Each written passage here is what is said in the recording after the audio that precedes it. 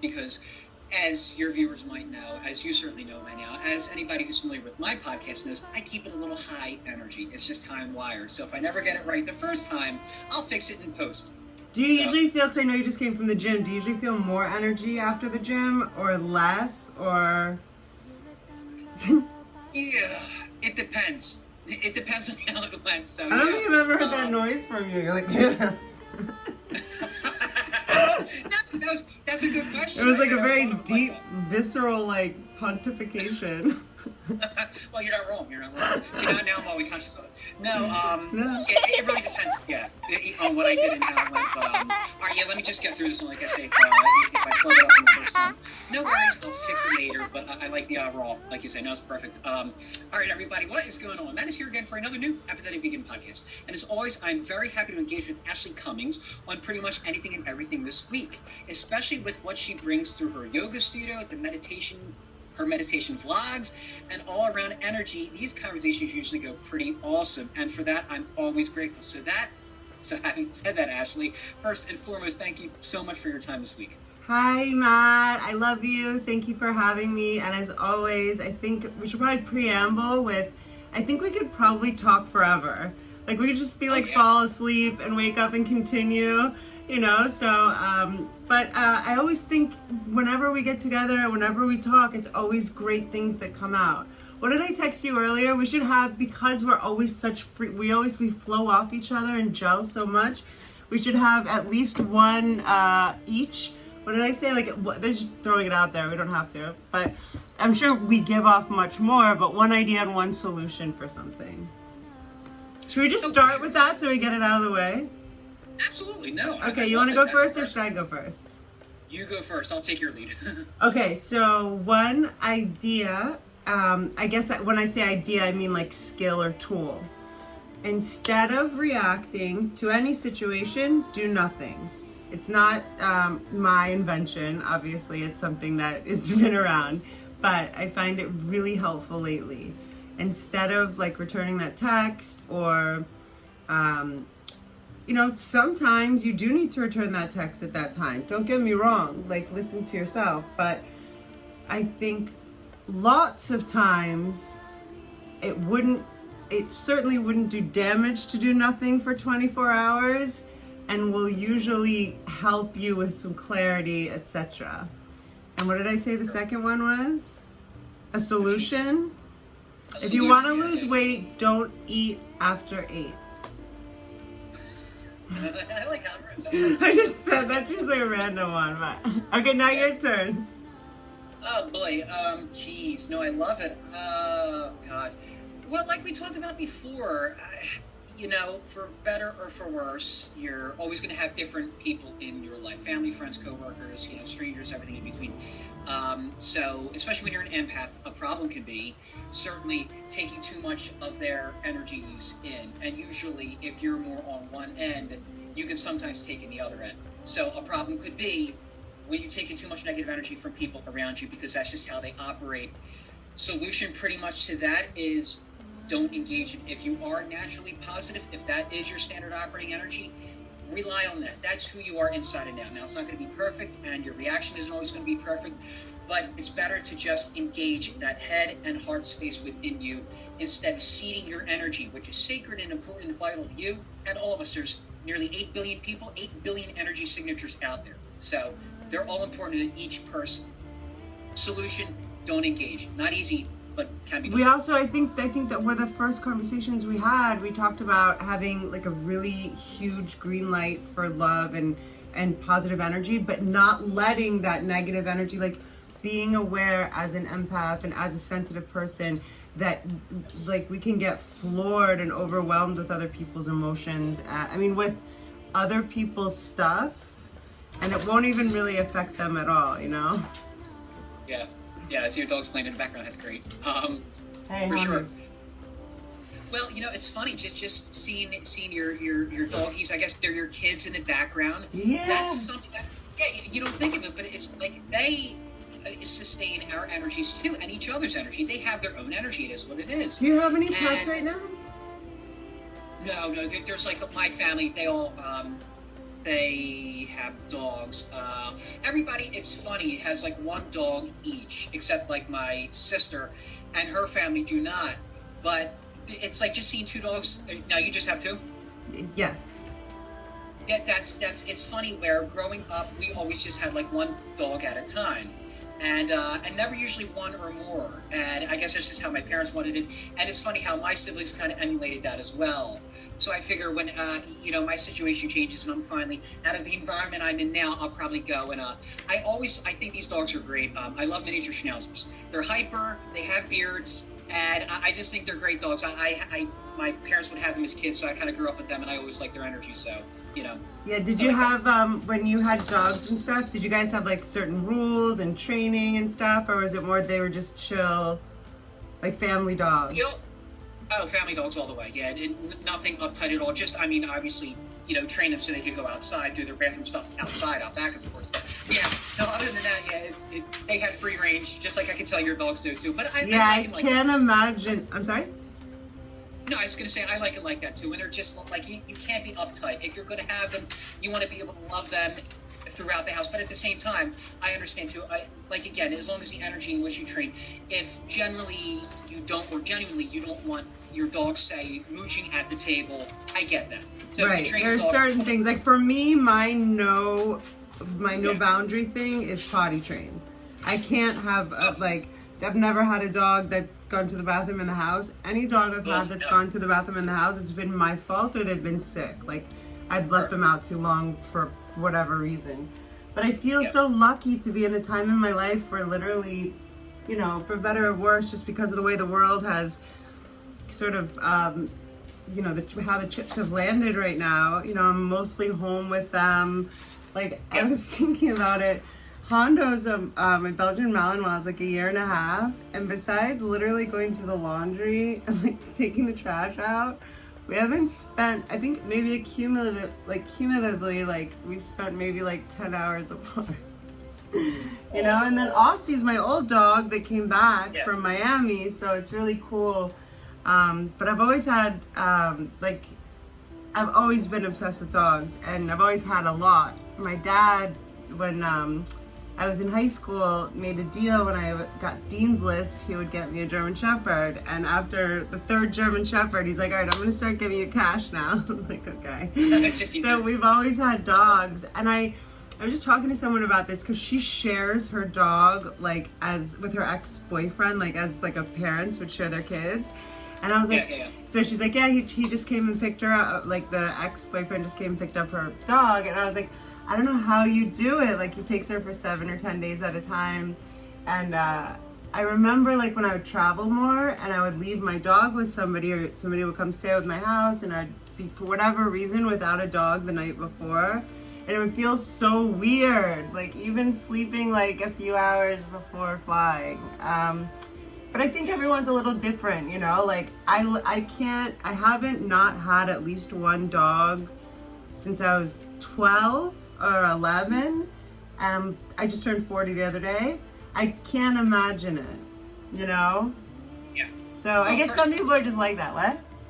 Yeah, no, I was going to say, of course, happy birthday. I cannot. Oh, thank you. I know I texted you that too, but, of course, I want to put that out there for the podcast, the YouTube and PC world. You got to love the irony with that, where my brother John, God, I forget what breed their dog is now, but they've had Maggie. Maggie is, say, 4 years old, 4 or 5, so they've had her about 5 years. What color? Like a lap dog, not tiny, but like size of like a collie, or a little smaller. And she's cute and spazzy and hyper, and I love Very her. smart. Oh, she's the size of a collie. Yeah. It's again, I forget. I can picture it in my head, of course, but she's really cute. Now, he was never a dog guy before. Growing up, he was always. This is your brother-in-law? They were always. I'm sorry? Your brother-in-law? No, this is my brother John. Oh, okay. So we all grew up like in the same house, obviously. And like when he moved out, like one of the things that he was always annoyed by was like the dogs my parents would have. And his eventual wife that he lived with at the time was a cat gal. And, he really didn't like cats, and he was always annoyed by the dogs at home. But just fast forward, a couple of decades later, 5 years ago, they finally got a dog for my nephew and niece, who, of course, were, 4, 5, 6 years younger. And they love her. And my brother, he's wrapped around her finger. Is he changed? It's like changed him in a way? Exactly. I mean, the Absolutely. thing is, I think maybe people find it later because they don't have animals when they're growing up. I don't know, ever since can remember, I was begging for a dog. And when we would go spend our summers in Roanoke, Virginia, my aunt had dogs that they were like farm dogs. They'd never been on a leash. I was like 7 years old, I put a horse, rein on one of our dogs, and like just walked it around because I wanted to walk it. And it was like a wild dog, but I think that there's such blessings. There's such the sooner, and not everyone, because there are people that don't care for animals, dogs at all. Like I spent time in Qatar teaching in the Middle East, teaching yoga. I've been there 4 times, and a girl came and took my teacher training program. And I thought, Matt, that she was like scared of dogs. She would come to my house, and I would always put my dog, like I had a German Shepherd then, and I always put her like away, and I thought she was scared. And so she came over for dinner one night, and I was like, I am gonna do this. I am gonna be the conduit between you and dogs. And she said to me like, I was bit once, da da da. And so I was like, I want to be the conduit. Like, I want you to have you have to experience unconditional love of dogs. And I got to it. She's like, actually, I just kind of think they're dirty and I don't like them. And then it's like, come to find out in Qatar and Doha, it's okay. It's a cultural thing for her. Like, in the 4 times I've been to Qatar, I've seen 2 people with dogs, in the whole place. So it's just not something that, it's different. In India, people don't have dogs as pets, So that's just a human thing, that's a reality. And I guess in the US, it's a preference thing. I remember one time being at a girl's house. This I don't like. I could never date a guy that didn't like dogs. This girl I was hanging out with, or was my friend, was dating this guy, and I had Shiva, a male dog, and he walked in, he was like, that dog, like, whose dog? Put the dog away. I don't know why I make everyone's accent Russian. He wasn't Russian. He was just like a douchebag. He was actually like a Southern guy, if anything.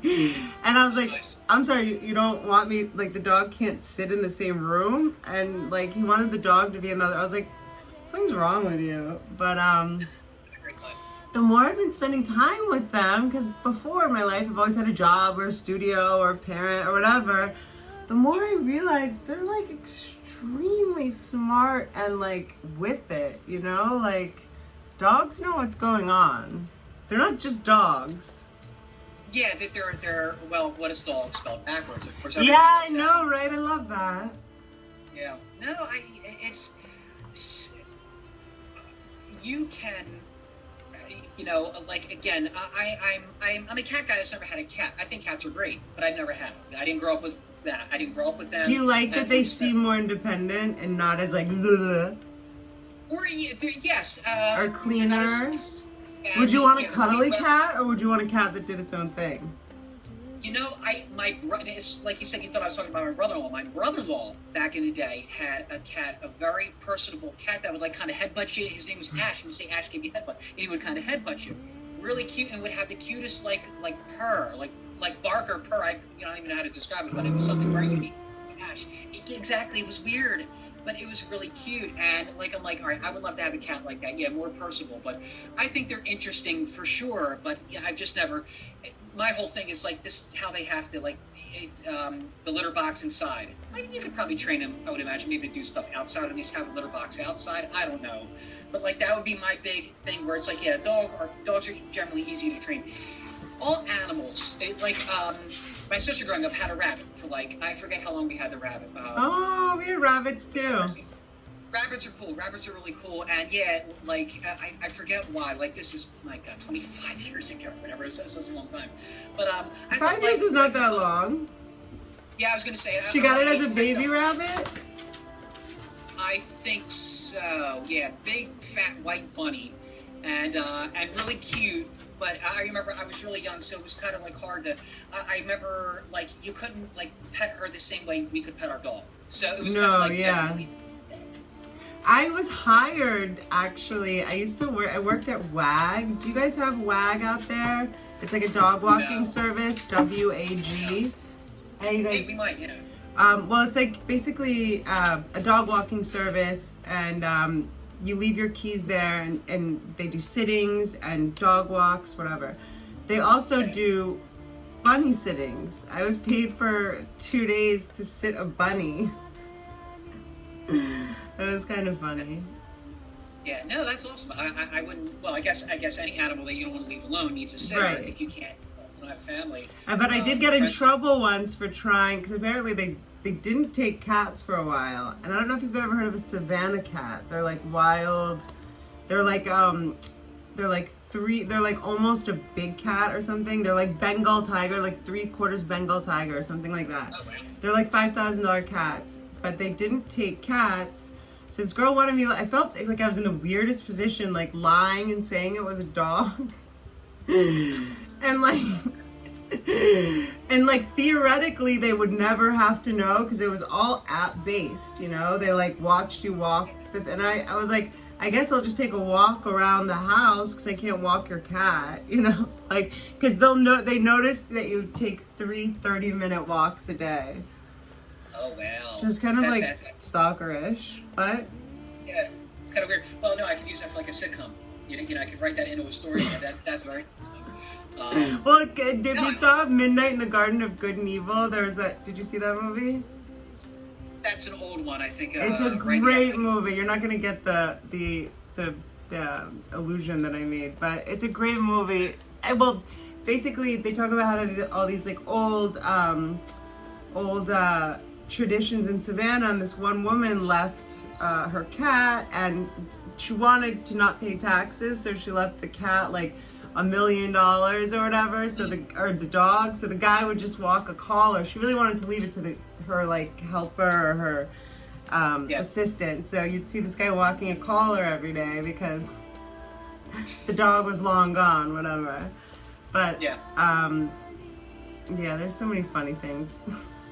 No, for sure. But yeah, like they really are. They improve our lives so much. And oxytocin, when you pet a dog or when your hand is on an animal, there's oxytocin. There's a positive what is it called? Not neuroceptor. And in the brain, huh? Yeah, neurotransmitters, right? Right. And it's created in them and in us. Isn't that cool? And what's that tell you? Yeah, it's that tells you it's meant to be. It's destiny's fate. Again, I can make it corny for sure, but it's something where it's just how it was intended. Whatever philosophy you want to go by, it just makes sense that somebody somewhere, somehow, something, nature, nurture, God, whatever, just programmed us and dogs and other animals as well to just be receptive to each other. And dogs have been with us for so long. I saw a documentary about how dogs read humans better than humans read humans.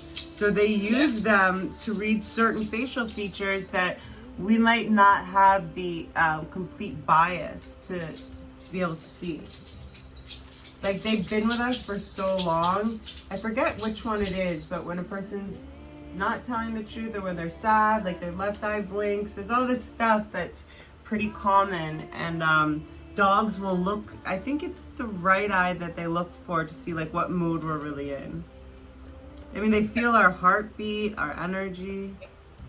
Of course, sorry? No, go ahead. Of course, I rescued a Belgian Malinois, not knowing it was a Belgian Malinois, and they're like literally geniuses with teeth. He's the smartest dog. They're like the dog that the Navy SEALs are using now. But like, he speaks English. He's the smartest dog I've ever had. He's incredible. But he's always like, "What are we doing?" Like, the first weekend I had him, no joke, he got a broom from my neighbor's house. He was like 2.5 weeks old. 2.5 months, 8.5 weeks old. He was like this big, And he got a broom from my neighbor's house and brought it to mine. Like, what are you gonna do, mop kid? Like, sweet? Yeah. Gonna try. No, I love that. Anyway, yeah, they're only just knows. endless joy. Sorry? No, I was gonna say, but God only knows, like, what was in his head. Like, like what made him instinct or just curiosity. Like, what? Yeah, like, that's great. Well, especially when it was funny because I happened to have I had a kidney infection that weekend, which sucked. But my neighbor was like, I don't think she thought, she was like checking in on me and bringing me blankets and stuff. And she was like, I don't know where my broom is. I was like, Hondo brought it in. And I don't think she took me seriously for several reasons. He's a puppy. Her broom was there. I wasn't feeling well. Like, nonsense was probably coming out of my mouth. And then a day later, she's like, I cannot find my broom. I was like, I told you, Hondo brought it there. And it's like, I was like, it's right there. She's like, oh my gosh. Yeah, you were a kid. And you got a lot But of he energy. certainly was trying to be helpful. I know that. He's always trying to be helpful. Well, they do that. Where don't they bring them into like hospitals, hospice care, or like Yes. cancer wards? Because the energy that they bring us, and it really is.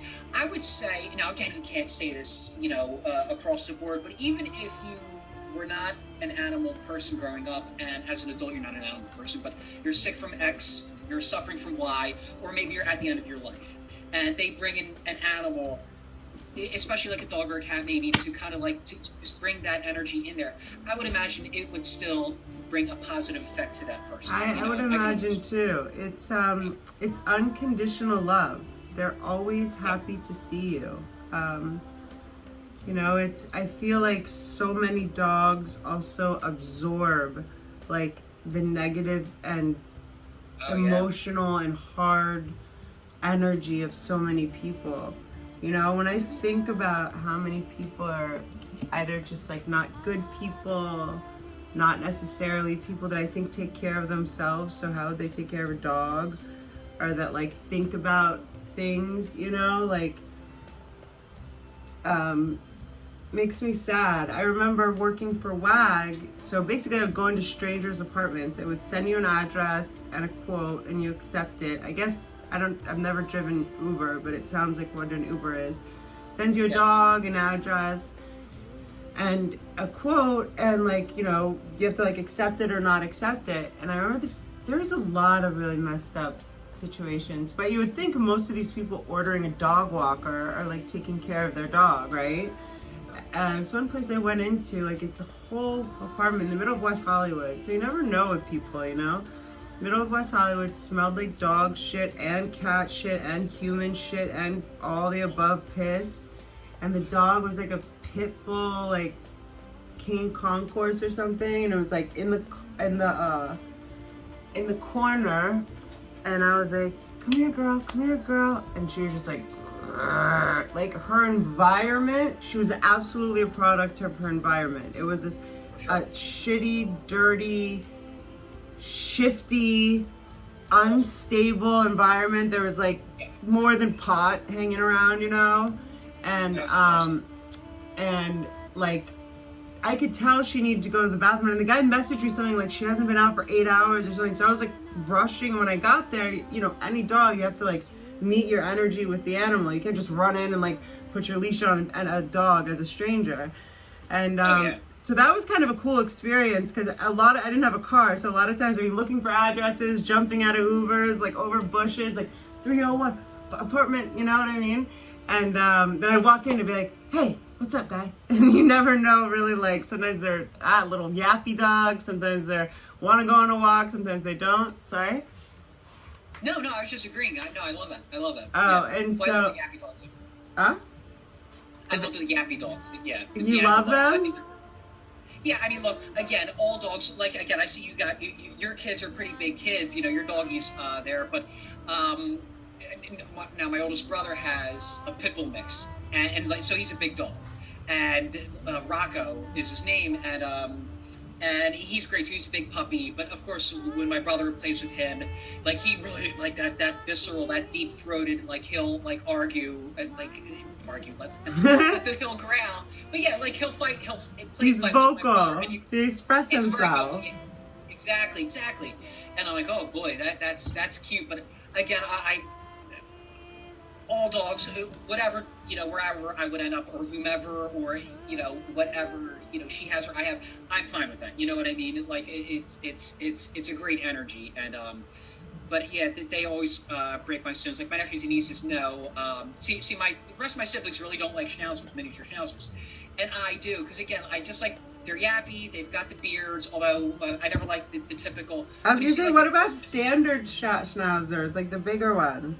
Oh, I was gonna say, I think giant, standard, yes. Miniature, and they go in those sizes. And again, they're great too. But it's just like beagles are small. I think they're cool. Jack Russells, Chihuahuas are even tinier, so they're funny. But yeah, like I just always, I guess that was always my preference. But either way, if you live in an apartment, I will tell you your preference won't be having a yappy dog, because your neighbors won't like it. Yeah. But I can get that. But it's such a beautiful experience and an honor every day to have dogs and the love of dogs, Yeah. So I was going to ask you if you want it, what? No, I was going to say, no, go ahead, continue. Because I think that if I was not mistaken, you made like a hypothetical she, as in like your future girlfriend. Like if I had this and she had that. Like, are you actively dating, or are you in a relationship, or how are you? Do you want to talk about that or no? No, that's fine. I am single for any number of reasons. I'm a virgin for any number of reasons. What do you mean when you say any number of reasons? Well, because there's such a story. Like, one of the things I always say is, when people are surprised, like, dude, so you're almost a 40-year-old virgin. Like, how's that happen? I was like, well, listen, 2 weeks ago I was 20. Meaning it goes so quick. 20 years ago, like I always say to my nephews and nieces, I'm like, it goes quick. It is what it is. And yeah, I think for now I'm just engaged in getting my energy where it needs to be through meditation, through my self-love, through my engaging of law of attraction, of knowing who I am, of getting better fit at the gym, whether it's aesthetically or health-wise or strength-wise or training and all that. Like, I'm working on that, and of course working on my creative projects. And through all that, I figure I want to be right in my head when I finally begin to date again. And it's funny, I was working on a podcast before back in the day, and I might be working on one now again, so we'll see. Stay tuned, about just these topics about sex and virginity and everything in between. Well, I was going to say, there's that movie. Oh, yeah, I know. I don't know if Say no more. I didn't want to say the name, yeah. No, it's fine. It's fine. Well, I'm still 39, technically. I was going to say, do you think you've let it build up so that now it's become something? Or is it now like a conscious, like you don't want to unless you're married? A little from column A and B, it's funny, and potentially working on another podcast about these topics and more, I'm kind of working in my head about how do I re-explain all of this journey that I'm on now, and the reasons why. This is a good place to warm up. Oh, no, for sure. And I like that you can engage me honest in that you're not all weird, like, ew, you're a virgin, why? That's weird, you're an adult. No, never. Yeah, you don't have that energy, so I appreciate that for sure. No, it's just... 20 years ago, I would have probably given you a different answer. I certainly was less open about it then than I am now. Obviously here I am talking about it publicly, essentially. I was less open about it, but I wasn't embarrassed by it. But at least 20 years ago, I was 19. So it wasn't as big a deal then. But as you get older, 19 becomes 25, 25 becomes 32, 32 becomes 39. And the older you get, and whatever your reasons are, that's why I never criticize anybody that's in my shoes or not in my shoes. It's obviously one of the most personal choices you can make. My association with it is at least positive in that it's not the negative reasons that are associated with being a virgin as far into your life. So I'm grateful for that my reasons are positive.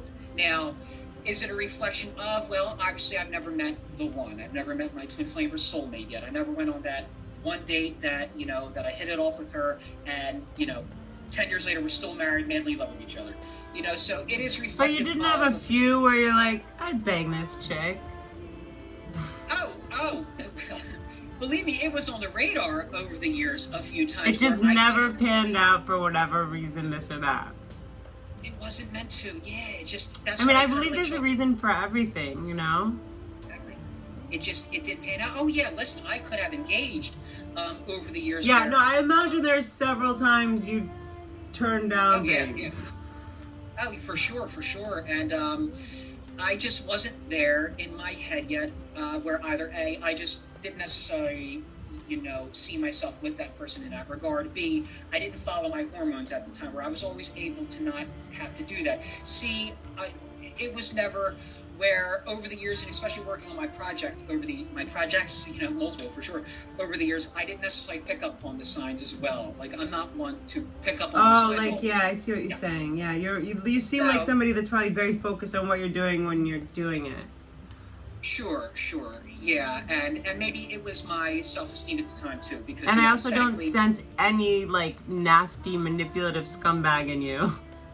Like, you would never, take advantage of a girl. No. I'm high energy. I'm a pain in the ass, but it's like that. That's where my negatives go. You know what I mean? I can be a talker, as you can tell. But, yeah, my energy isn't that, and that... again, everybody's journey, I don't want to judge. I don't want to be that guy. I don't want to use a broad brush. But when I know, and women and men and everybody of every gender and sexual identity and every creed, color, race, and everything can be great and can also be real, assholes. And when you cross certain lines,